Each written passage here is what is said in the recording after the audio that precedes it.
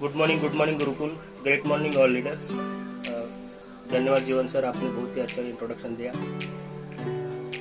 दोस्तों, आज का सेशन भी हर तरह आज भी बहुत ही पावरफुल होने वाला है और मेरे हिसाब से आज का जो कंटेंट रहेगा सबसे अच्छे कंटेंट्स मेरे को लग रहे हैं, लेकिन थोड़ा हो सकता है प्रैक्टिस कम रहेगी, लेकिन बहुत ही बड़ा सेशन और बहुत ही पावरफुल सेशन होगा, क्योंकि आज तक अपन खाली बात करते थे नेटवर्किंग के ऊपर, सक्सेस के ऊपर, लेकिन आज बात होगी जीवन में कैसे सक्सेस पाए, जीवन में जो प्रॉब्लम्स आते हैं। जैसे आपको पता रहेगा दोस्तों, अगर भगवान ने हम सबको बनाया है, भगवान ने अगर हम सबको बनाया है, तो हमारे जीवन में इतना दुख क्यों है, हमारे जीवन में इतना दुख क्यों है, आपस में इतनी नफरत क्यों है। मैं एक अच्छा इंसान हूँ पर मेरे साथ ही गलत क्यों होता है, मेरे साथ ही ऐसा गलत क्यों होता है। अगर मेरे को लगता है कि मैं बहुत अच्छा हूँ तो मेरे साथ गलत क्यों होता है। और सबको एक दिन दुनिया को छोड़ के जाना है, तो किसी का छोड़ के जाने से, किसी की मृत्यु होने से मुझे दुख क्यों होता है। इन सारे सवालों का जवाब आपको इस सेशन में मिलेगा, क्योंकि ये जो क्वेश्चंस आज मैंने आपको बताए, ये क्वेश्चंस करीबन 2200 साल पहले गौतम बुद्ध को आए थे। और गौतम बुद्ध आपको सबको पता है दोस्तों, विष्णु के 9वें अवतार थे। तो दोस्तों, आज पूरा सेशन गौतम बुद्ध के ऊपर ही बात होगी। उनके लाइफ से जुड़े बहुत कुछ स्टोरियां मैं आपको बताना चाहूंगा, जिससे आपको ऐसे लेसन्स मिलेंगे जीवन में कि आप कभी दुखी नहीं हो सकते, या जो भी आपको चाहते हो वो सब हासिल हो सकता है।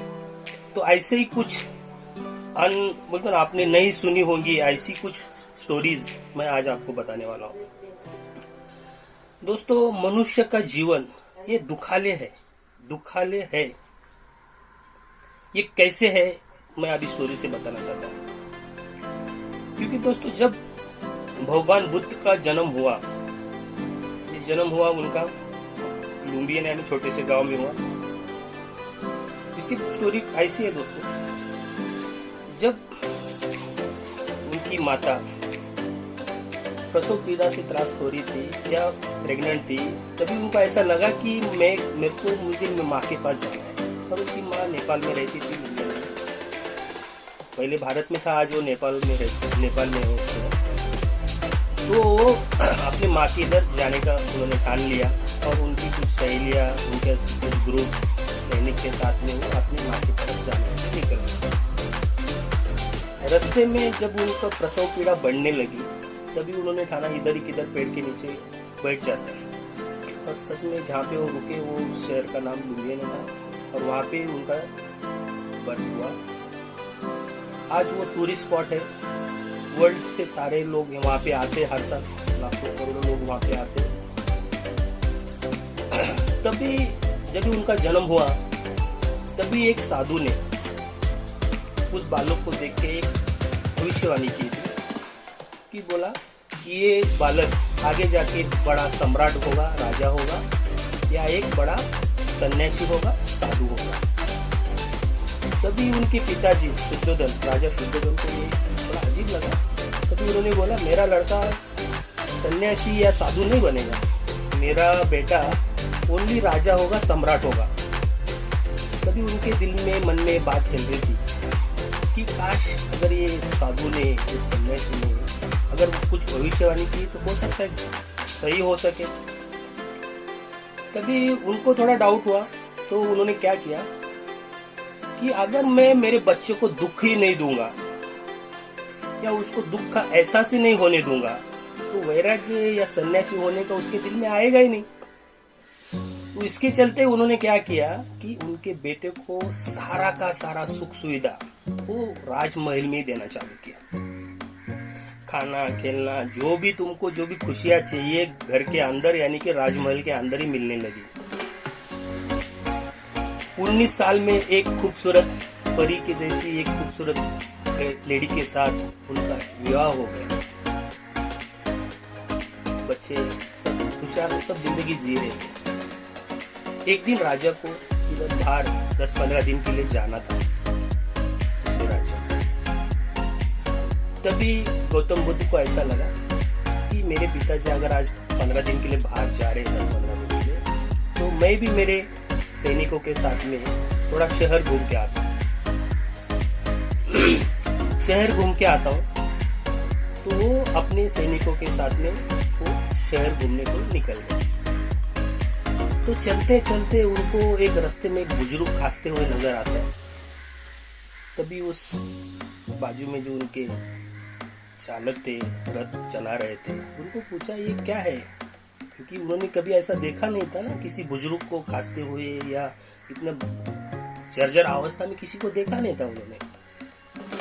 तब उस साथी ने उनको बोला, महाराज ये एक बुजुर्ग है, जर्जर बुजुर्ग है, हालत उम्र ज्यादा हो गई होगी। तभी गौतम बुद्ध पूछे, क्या ये मैं भी ऐसा हो सकता हूँ आगे जाके?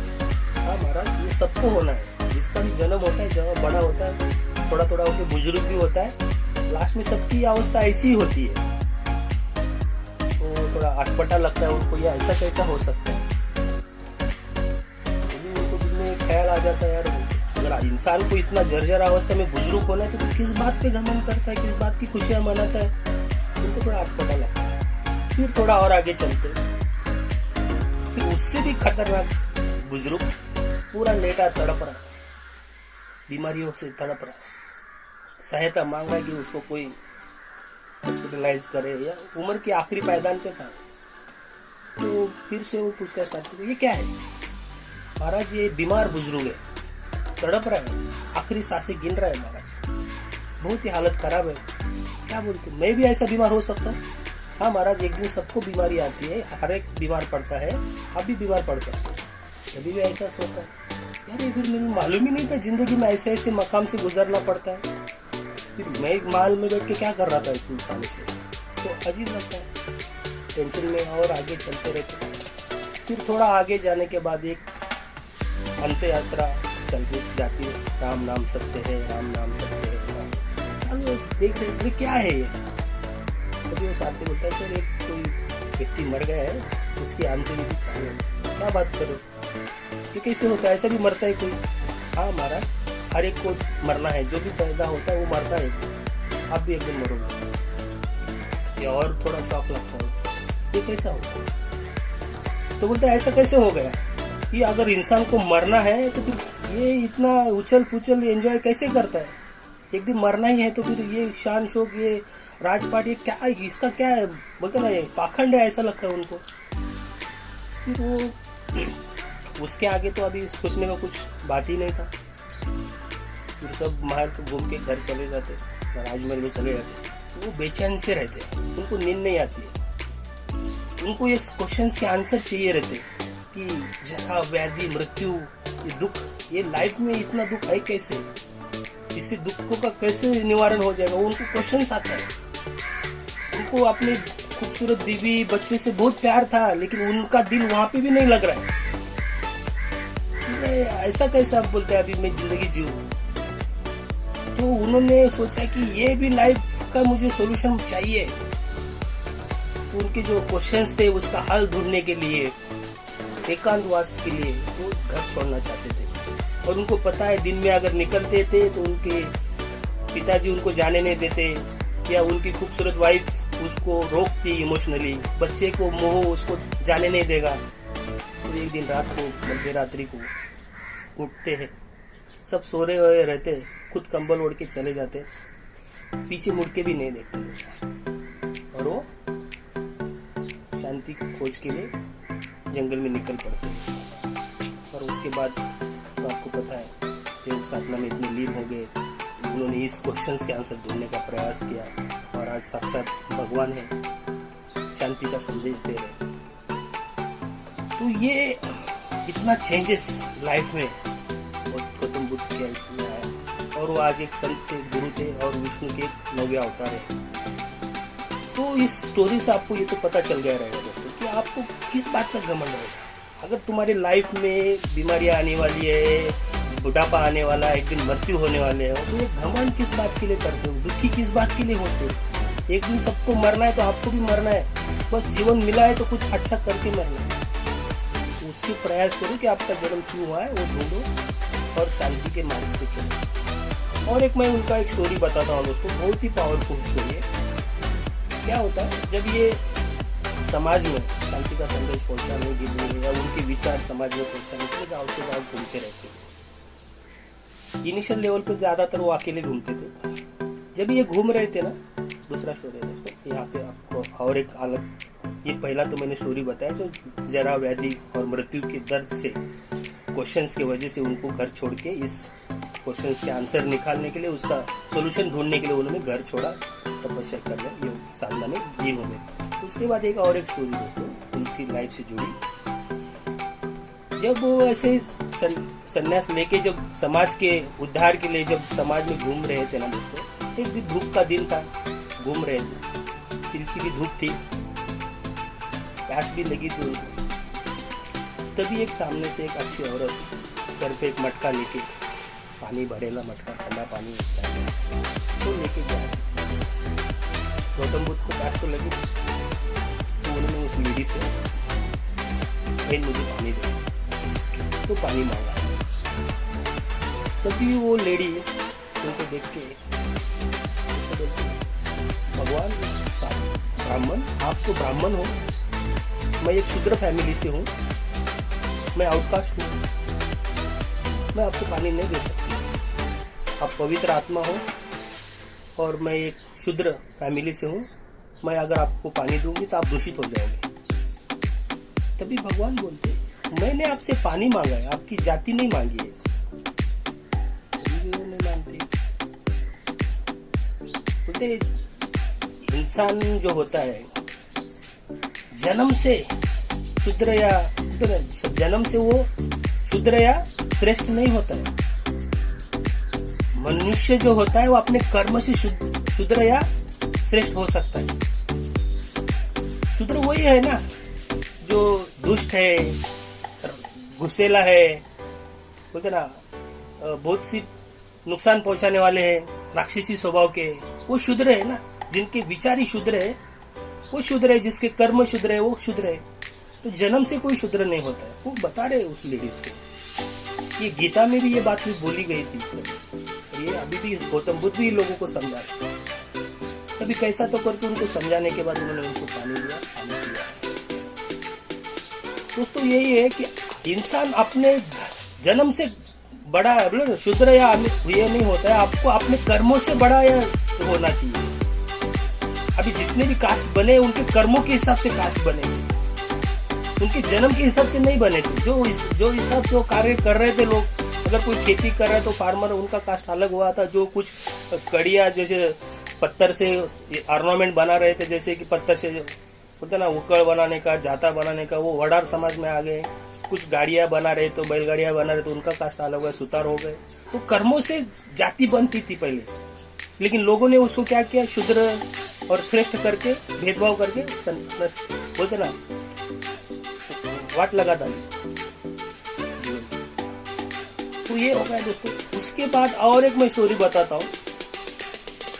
एक बार एक उनके भक्त ने उनको खाने पे इनवाइट किया घर पे।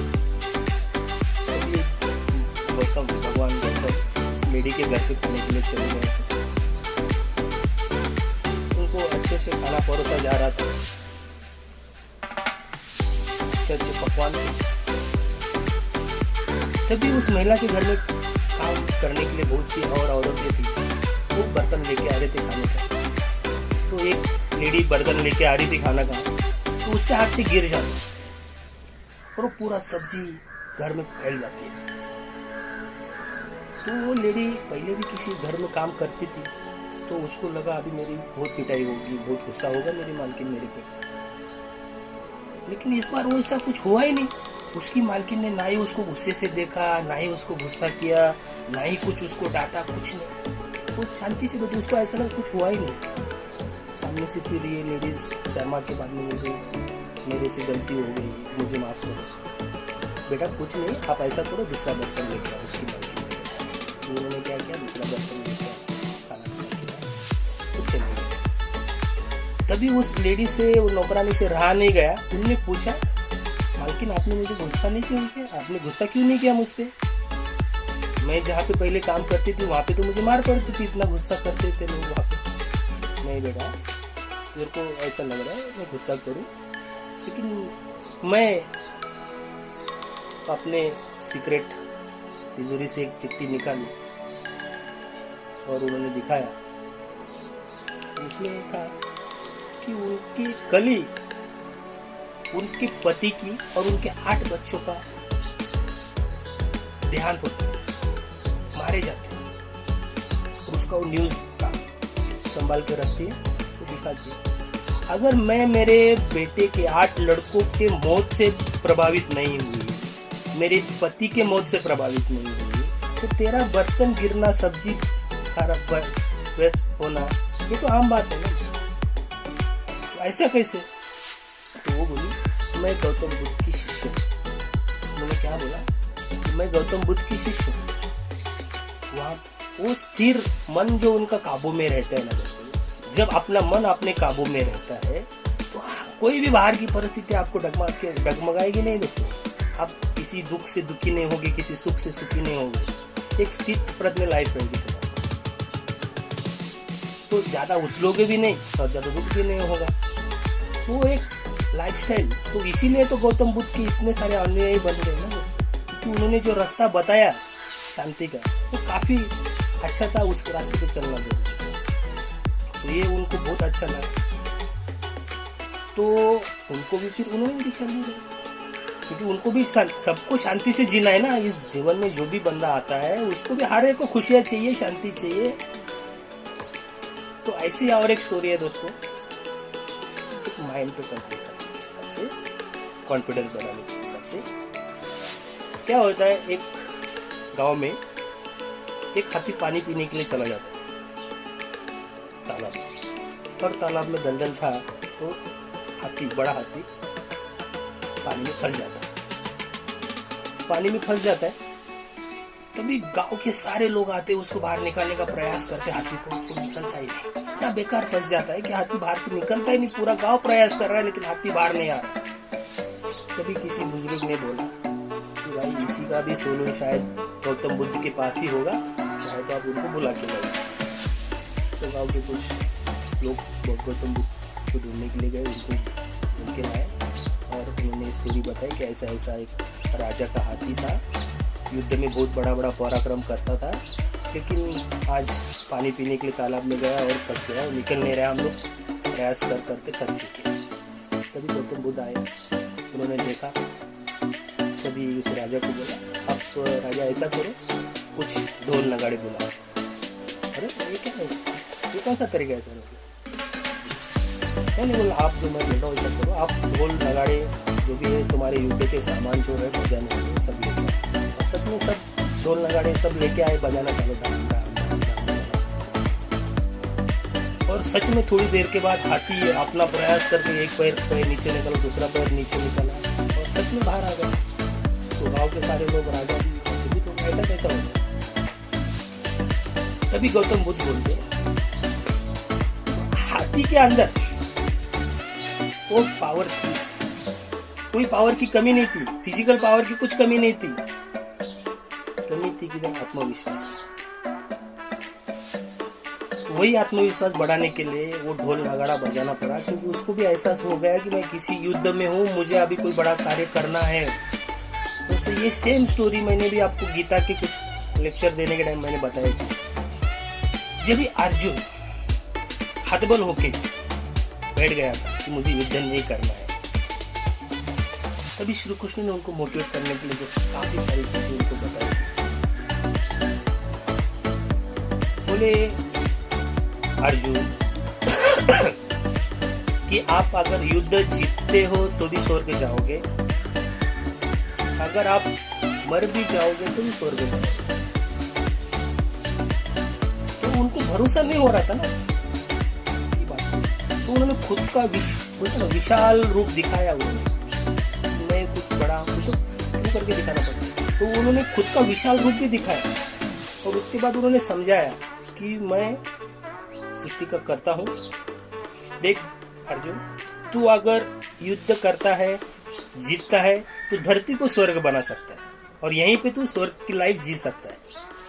अगर तू मर भी जाता है तो क्या होगा, स्वर्ग में पहुंच जाएगा। तो तू युद्ध करके मर ना, उसको मोटिवेट कर दे। तेरे अंदर ऐसी सारी क्वालिटीज है, तू युद्ध जीत सकता है। तो एक एक क्वालिटी अर्जुन के अंदर थी, उसको उन्होंने जागरूक किया, मोटिवेट किया और उनको युद्ध के लिए तैयार किया। सेम ऐसा भी यहाँ पे भी ये उदाहरण है कि हाथी के अंदर ऑलरेडी पावर थी, उन्होंने खाली उसको जगाया। दोस्तों इस प्लेटफॉर्म पे भी सेम होता है दोस्तों। यहाँ पे हर कोई बंदा फिजिकली परफेक्ट है, यहाँ पे हर कोई बंदे के अंदर वो काबिलियत है, वो सीसीएम बन सकता है, अच्छे जॉब ले सकता है, क्या अचीव कर सकता है।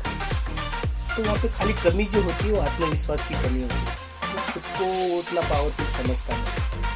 तो ये जो सीनियर अपलाइन जो होते हैं, मैनेजमेंट जो होती है, तो बार बार वो प्रयास करते हैं एलडीपी लगाने से, या से अपने जूम सेशंस लेके, बड़े बड़े बीओपीज लेके ये बताना चाहते हैं कि तुम्हारे अंदर वो काबिलियत है, तुम कर सकते हो, लाखों करोड़ों कमा सकते हो।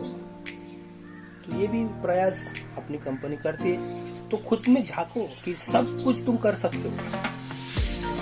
ये भी लेसन आपको यहाँ पे मिल सकता है। तो कुछ बड़ा करना है अपने को, तो बड़े प्रयास करने हैं। तो अपने अंदर जो काबिलियत है उसको बाहर निकालो और उसको सुधारो।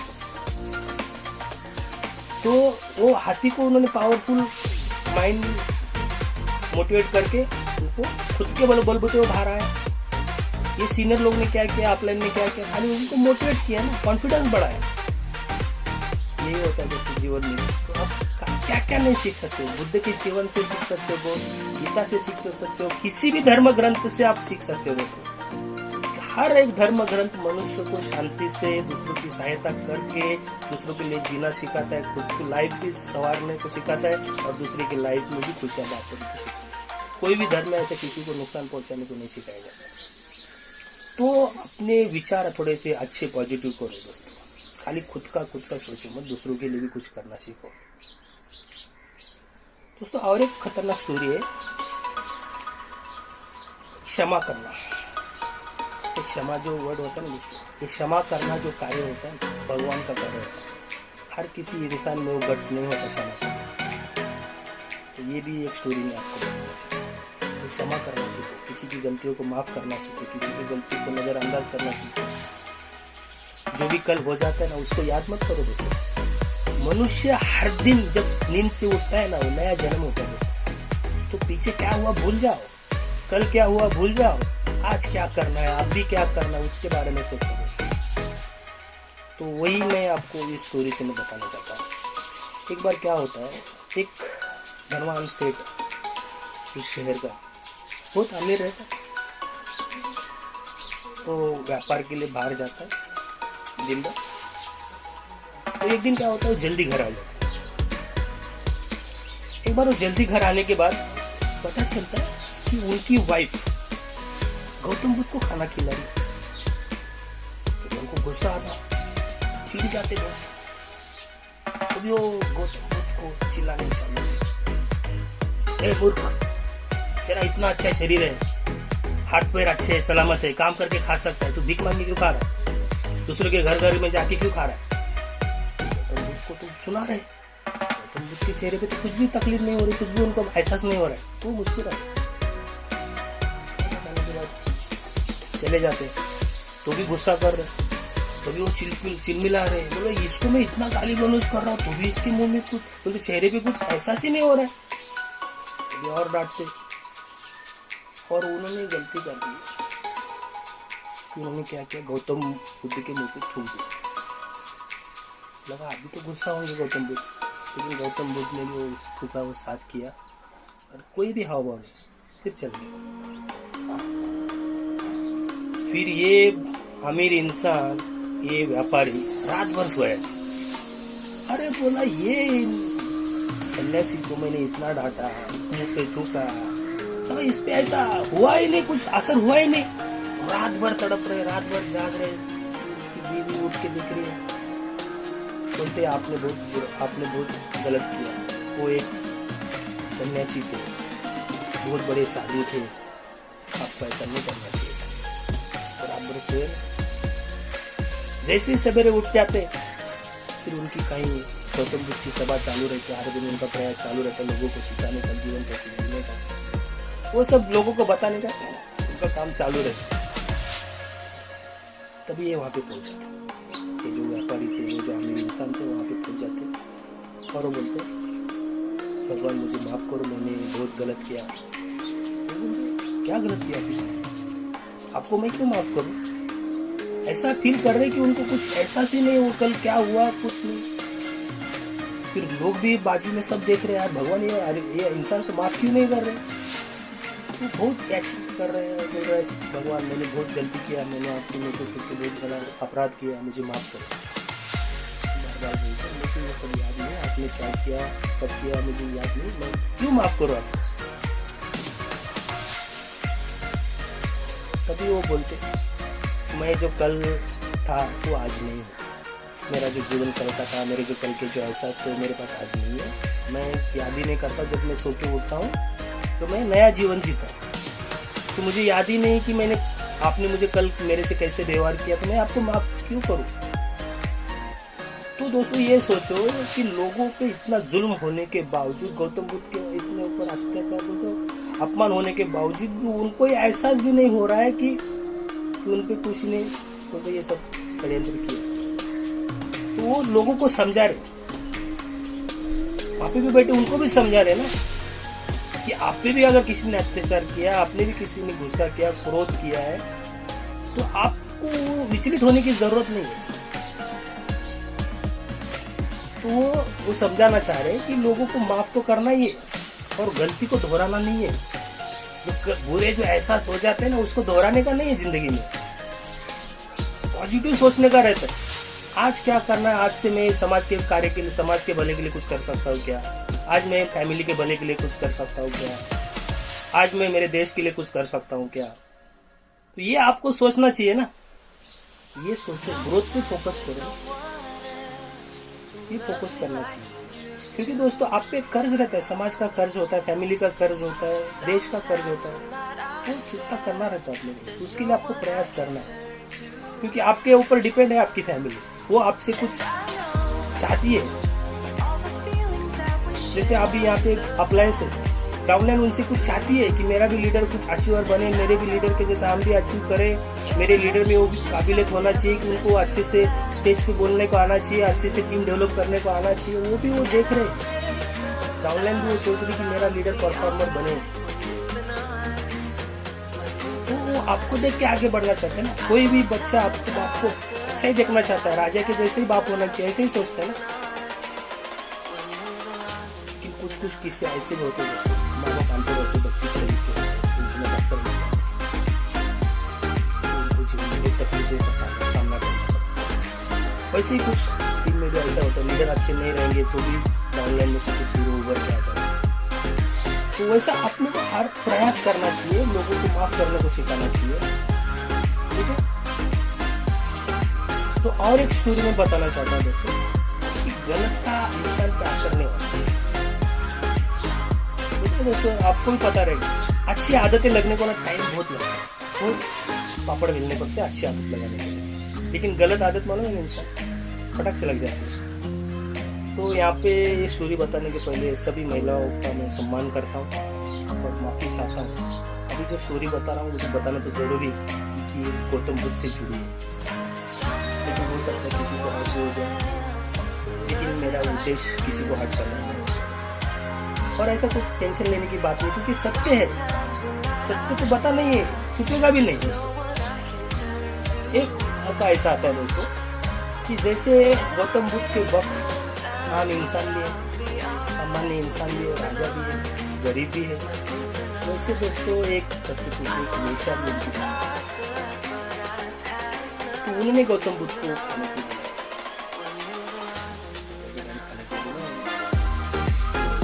गौतम बुद्ध थे, अगर किसी ने रिक्वेस्ट किया तो नाराज तो नहीं कर सकते थे, तो उन्होंने अपने शिष्य को बताया कि ऐसे ऐसे इस घर को जाना है अपने को।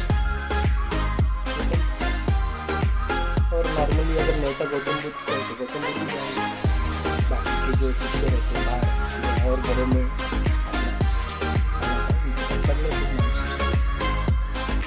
तो सब परेशान हो जाता है कि भगवान को क्या होगा, मछली नष्ट हो गई, भगवान इतना भी भगवान नहीं रहेगा।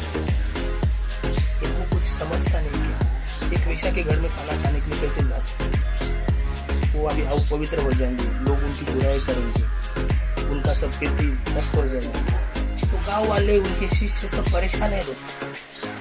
गौतम बुद्ध को कुछ आसन नहीं है कि उनको मालूम है हर एक इंसान है, सब में भगवान बसते हैं, सब में एक जैसा उनका सोचने का तरीका है। क्योंकि परिस्थिति आदमी को अच्छा या बुरा बनाती है। इंसान बुरा कभी नहीं होता है, परिस्थितियाँ आदमी को गलत या अच्छा बनाती है। तो उनमें तो ऐसा कुछ, उनको तो ऐसा कुछ फील ही नहीं हो रहा है कि वो विषा है, एक अच्छी लेडी है, उनको कोई फर्क नहीं पड़ रहा है। क्योंकि उनको क्या है कि वो भक्त का प्यार पाना चाहते हैं, उनकी भावना का सत्कार करना चाहते हैं। चलेंगे खाना पीना वगैरह अच्छे से, भगवान आ रहे थे, कपड़े वगैरह दिए गए, अच्छे से खाना दिया, खाना खाया, शाम हो रही थी, उन्होंने लौटा दिया, आराम कीजिए, अच्छे से आराम भी किया और वो रात उधर ही। कुछ देर के बाद वो लेडी भी अपने रात भर परेशान, शिष्य परेशान, अब क्या होगा, सब परेशान हो रहे थे। ये क्या करने की जरूरत थी भगवान को? इतने सारे घर पड़े थे, अच्छे से घर में किधर भी जाके रह सकते थे, इधर ही रहने की क्या जरूरत? परेशान थे,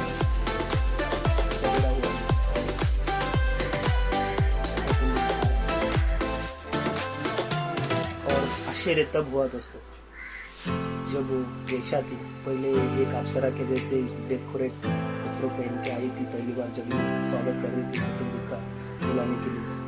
लेकिन आप भी वो दोस्तों एक शिष्य का हो गया, मतलब गिरे हुए वस्त्र पहने, सबके बाहर निकाल दिए। आश्चर्य हो गया, ऐसा कैसे होगा? एक वेश्या खुद को सरेंडर कैसे कर सकती है भगवान को? उसके पास इतना पैसा था, ऐश्वर्य था, फिर ये करने की क्या जरूरत है? तो यही माहौल होता है अभी जो आपके जेनिक्स में होना है, आपको पत्थर में सोना है। तो ऐसा सबको होना चाहिए। इतने पावरफुल लेजेंडरी लीडर्स यहाँ पे है, इतने बड़े बड़े अच्छे लोग हैं, अच्छी विचारधारा वाले लोग हैं, अच्छा एनवायरमेंट है। तो यहाँ पे तुम ग्रोथ पे फोकस करो, खुद को डेवलप करो, तुम भी एक अच्छे लीडर बनो, तुम भी अपने घर के सपने, अपने खुद के सपने, अपने समाज के सपने को पूरा करने को, बड़ा करने को, फायदा करने के लिए प्रयास करो। तुम कुछ अच्छा सोचो ना। इतना अच्छा पॉजिटिव इन्वायरमेंट मिलने के बाद अगर तुम अच्छे नहीं बन पाओगे तो बाहर किधर अच्छे बनने का मौका मिलेगा आपको?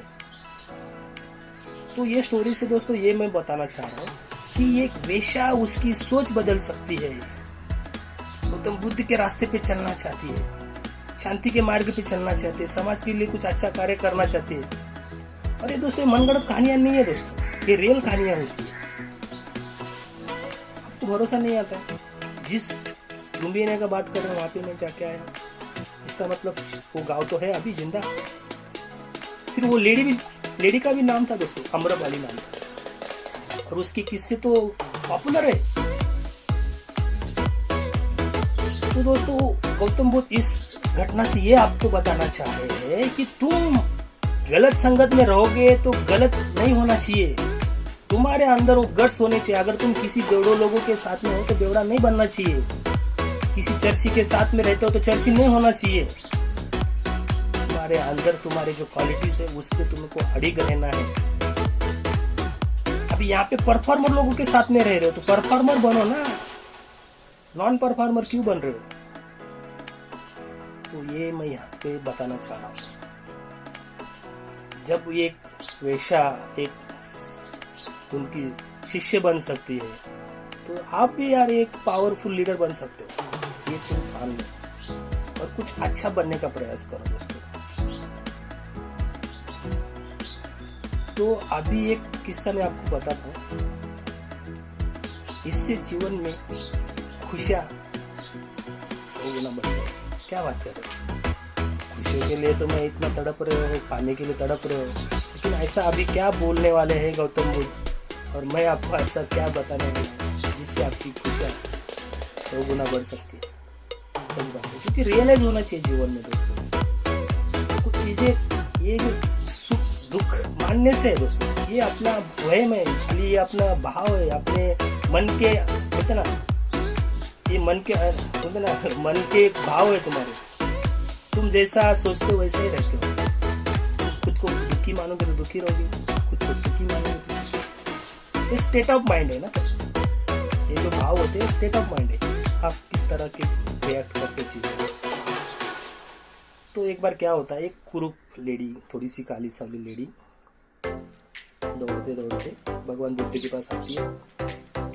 बोलते भगवान मैं इतनी कुरूप हूँ, काली हूँ, मुझे बहुत दुख होता है मेरे को देख के, और मैं बहुत दुखी रहती हूँ।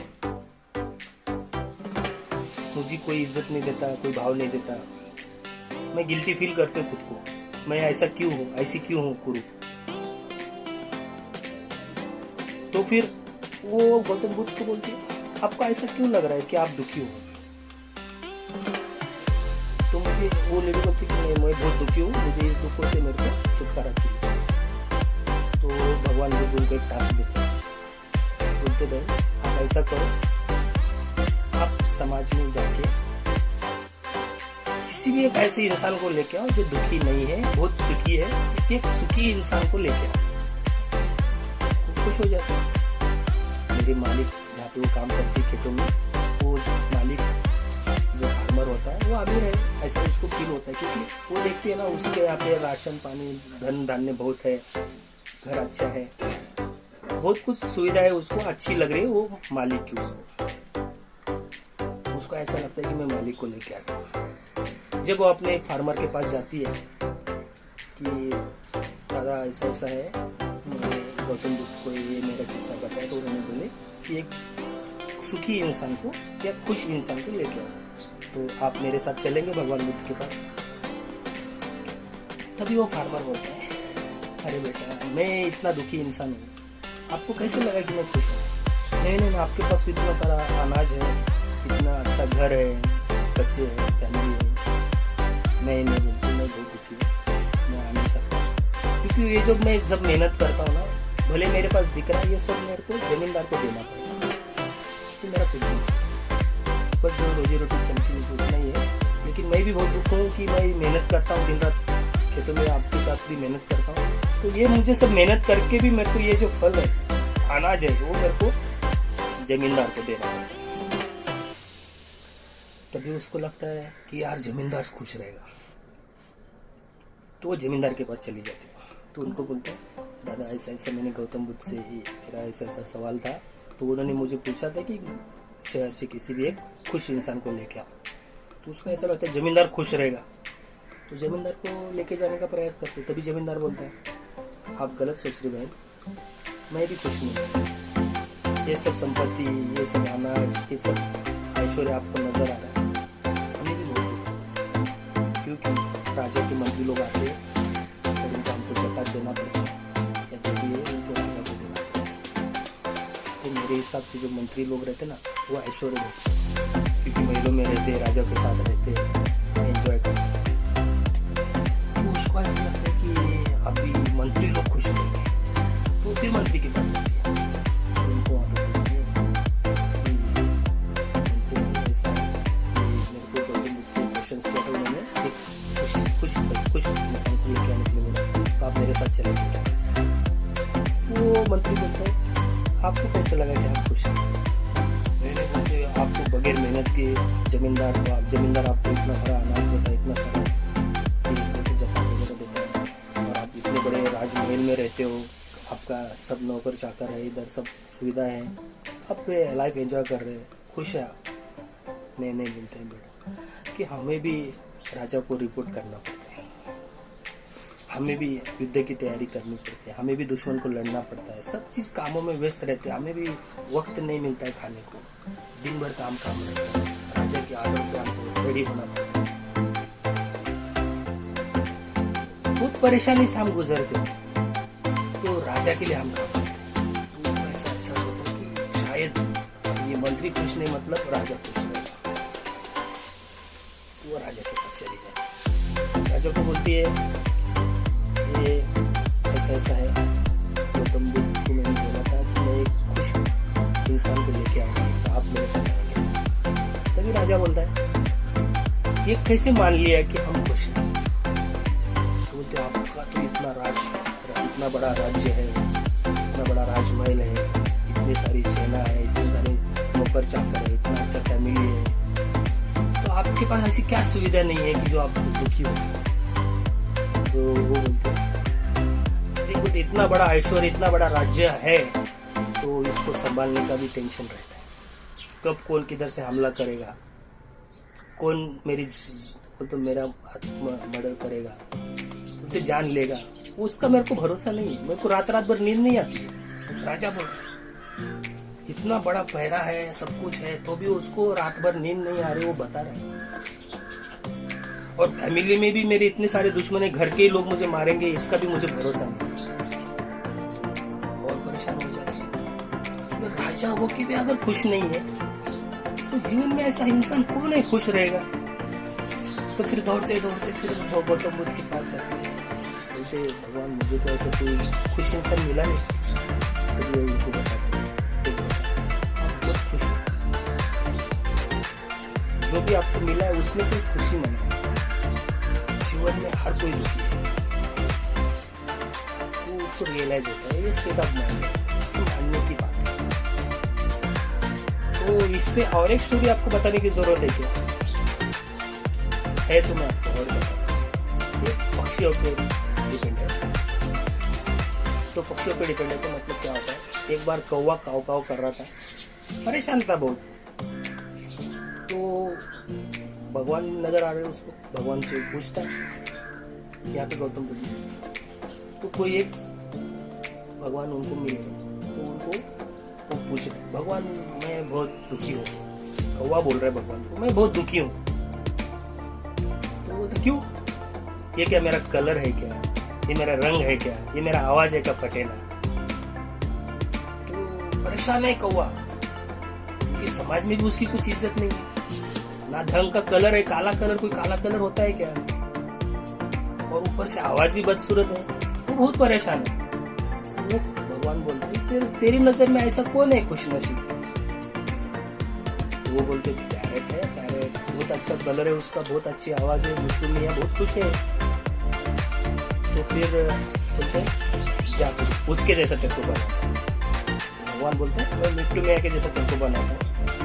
जब वो मिट्टू मियां के पास जाता है, तो वो मिट्टू मियां को पूछता है, तो एक बार पूछ के आने को बोलता है भगवान की जा, तेरे को अगर मिट्टू मियां के जैसे बनना है तो एक बार मिट्टू मियां को पूछ कि कैसा लाइफ है, अगर तेरे को अच्छा लग रहा है तो मैं मिट्टू मियां बनाता हूँ या पैरेट बनाता हूँ। तो वो पैरेट के पास जाता है, तो पैरेट को बोलता है पैरेट भैया अरे इतना अच्छा कलर है तेरा, क्या आवाज है तेरी, क्या बोल, तो तारीफ कर रहा है। लेकिन मिट्टू मियां नाराज है, वो अंदर से अंदर दर्द है उसका। बोलते ये क्या कोई कलर है क्या, ये क्या, बोलो कुछ भी फायदा नहीं है, सब रहने के बावजूद भी मेरे को पिंजरे में बंद रहना पड़ेगा, सब मेरे को पालते पिंजरे में बंद करते, मेरा दुख है। तो फिर वो मिट्टू मियां को बोलते तेरी नजर में कौन ऐसा खुश है? तो उसको ऐसा लगता है कि हम बहुत खुश है, उसका कलर बहुत अच्छा है, वाइट कलर है, हाइट अच्छा है। तो उसके पास जाते, वो भी बोलते कि उसको भी डर रहता है,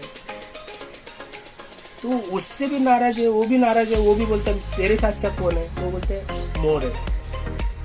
तो फिर मेरे मोर के पास जाते, तो मोर के पास भी कलर अच्छा है, आवाज अच्छी है, या बाकी सारी चीजें अच्छी है, तो भी मोर भी बोलता है मैं भी खुश नहीं हूँ, मुझे भी मौत का डर है, क्योंकि मुझे भी लोग काटते हैं, मेरे पंख उखाड़ के लेते हैं, सब परेशानी मेरे भी लाइफ में।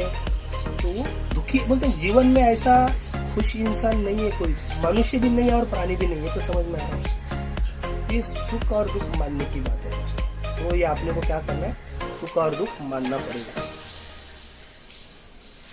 तो ये आपने को समझ में आया कि ये सुख और दुख मानने की बात है।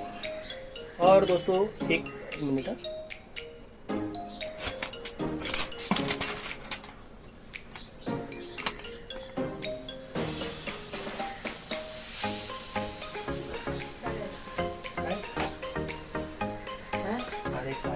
सॉरी बोल रहा है, ठीक है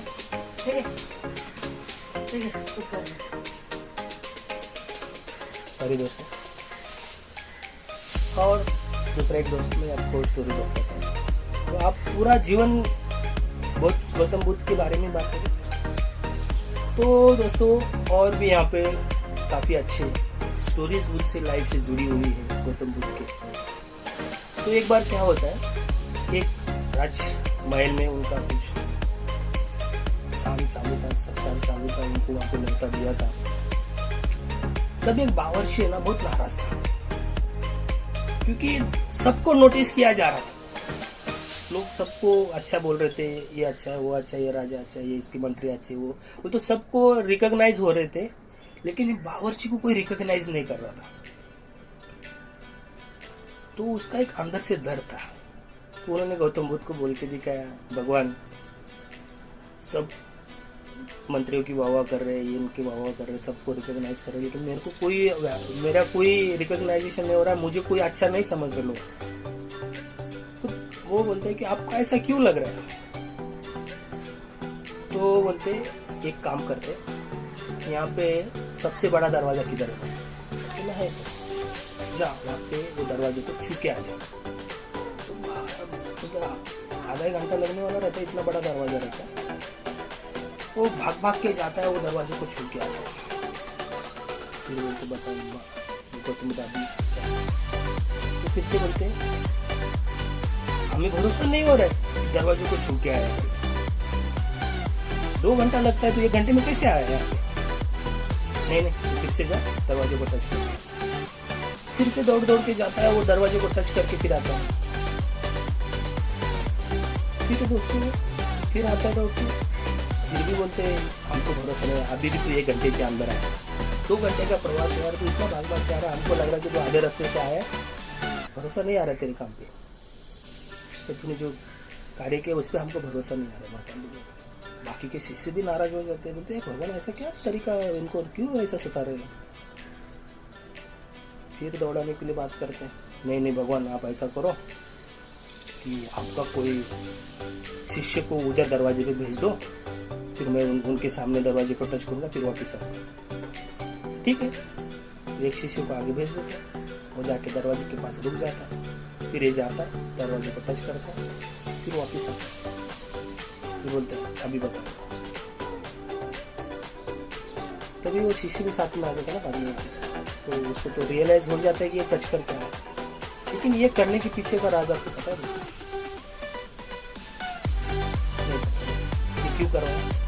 कुछ भी फील नहीं, कुछ भी सोच नहीं पा रहे ना, बहुत आसान तरीके से। क्या होता है दोस्तों, जब भी तुम काम करते हो रिकॉग्नाइज चाहिए, तुमको नोटिस करना चाहिए, तो उसका बोलते क्या होता है तो प्रोडक्टिविटी रहती है, वो कुछ तो दिखाने के लिए जरूरी होती है। जैसे आप यहाँ पे नेटवर्किंग में हो, एक ग्रुप में हो, इस कंपनी में हो, लोग तुमको नोटिस करते हैं, तब करें आप भी पता चल रहा है। हाँ, कुछ अचीवमेंट करेंगे तो सच बोल रहे, बराबर सोच रहे हो। तो दोस्तों अचीवमेंट करना बहुत जरूरी होता है। कुछ भी कार्य करते हो उसका रिकॉर्ड, उसका अचीवमेंट, जब भी कुछ कार्य करते हो तो कुछ मकसद के लिए कार्य करना जरूरी है, और वो मकसद पूरा होना जरूरी है, वो नोटिस ऑटोमेटिक हो जाता है। तो बड़े बड़े ऑर्गेनाइजेशन में स्कोर बोर्ड होता है, कौन कितना काम कर रहा है, उसका प्रोडक्टिविटी क्या है, वो सब रिकॉर्ड रखा जाता है दोस्तों। और ये ऑलरेडी ऑर्गेनाइजेशन में होता है ताकि हर किसी को रिकॉग्नाइज किया जाए, हर किसी का सम्मान हुआ जाए, उसके परफॉर्मेंस के हिसाब से उसको इज्जत मिलनी चाहिए। ये बड़े ऑर्गेनाइजेशन को यह बात करना पड़ता है, होता है, लेकिन उसमें आपको क्या करना, प्रूव करके दिखाना है। छोटे मोटे अचीवमेंट करके आपको ये प्रूव करके दिखाना है। जब तुम अचीवमेंट करते तो लोगों की नजर जाती कि ये अचीवमेंट किया, ये बंदे ने किया है, तो कहता कांग्रेचुलेशन आपको मिलता है, बधाई आपको मिलती है। तो सेम फंड है, जब भी तुम कुछ कार्य करते हो ना तो दिखेगा, लोगों को पता चलेगा। वो खाना बना रहा है तो लोग खा रहे, उसके सामने वाह वाह करेंगे नहीं करेंगे, लेकिन बाजू में तो वाह वाह करेंगे। लेकिन उसका ये मकसद होना चाहिए कि जो भी उसके पास कार्य मिला है, जो भी वो कार्य कर रहा है, वो शिद्दत से अच्छी ढंग से करना चाहिए, वो अपने तरीके से करना चाहिए, और वो अच्छा कार्य करना चाहिए। वो कार्य उसके हाथों से अच्छा होना चाहिए, तो वो अच्छा है। तो बाकायदा आपको जो भी टास्क मिलते हैं ना वो पूरे करो। जैसे अभी आप जूनियर एथलीट बनो, फिर जूनियर प्रमोटर बनो, टीम प्रमोटर बनो, तो बाकायदा सिस्टम में भी तुम्हारे नाम दिखेंगे, आचूर दिखेंगे। तो ऐसा नहीं कि आपको खाली सीसीएम बनने से रिकॉग्नाइजेशन मिलेगा, सीसीएम बनने से इज्जत मिलेगा, ऐसा कुछ भी नहीं है। आप अपने हिसाब से सोचो ना, लोग तुमको क्यों ये सत्कार करने चाहिए? तुम खुद के अंदर तुम खुद फील करो। तुम्हारे घर में अगर पैसा आएगा तो घर में तुम्हारी इज्जत होगी, तुम्हारा स्टेटस बढ़ेगा, तुम्हारा लाइफस्टाइल बढ़ेगा, समाज में इज्जत होगी। तुम अच्छा खासा कमाओगे, इनकम टैक्स भरोगे तो सरकार भी तुम्हारी इज्जत करेगी। तो ये तुम्हारे कार्य पे डिपेंड है। तुम कुछ बड़ा करो। और एक दोस्त स्टोरी में बता, ये इनर पीस पे डिपेंड करता है। तो एक बार क्या होता है, एक बच्चा भगवान के पास होता है और वो भगवान बुद्ध को बोलता है कि मुझे कुछ मकाम हासिल करना है, मुझे सुख चाहिए, तो मैं कितना मेहनत करूं? तो मैं मेहनत करना चाहता हूँ, तो मैं 1 साल मेहनत करूंगा तो मुझे कितना सुख मिलेगा? वो बोले 10%। मैं 3 साल मेहनत करूंगा, कितना % सुख मिलेगा? 0%। तो वो थोड़ा अच्छी भी तो होता है। मैं ज्यादा मेहनत करूंगा सुख को, मैं बोला 20 साल मेहनत करूंगा, माइनस में। तो वो बोल रहे कि तुम जितना कार्य करोगे, जितना बड़ा काम करोगे, उससे सुख नहीं मिलेगा। तो ये भी बोल रहे कि इनर तुम्हारा ख्वाहिश है, तुम कितना बड़ा करने को, तुमको ऐसा लगता है ना कि आप जो भी कार्य कर रहे हो खुशी के लिए कर रहे हो, जो भी कार्य करो इससे मुझे खुशी मिलेगी, मैं ये बनूंगा तो खुश होऊंगा, मैं वो बनूंगा तो खुश होऊंगा, ये सब तुम भाग रहे हो खुशी के पीछे ना, वो रिवर्स घेर में आना चाहिए। खुशी उधर नहीं है जो तुम सोच रहे हो, खुशी अंदर ही है।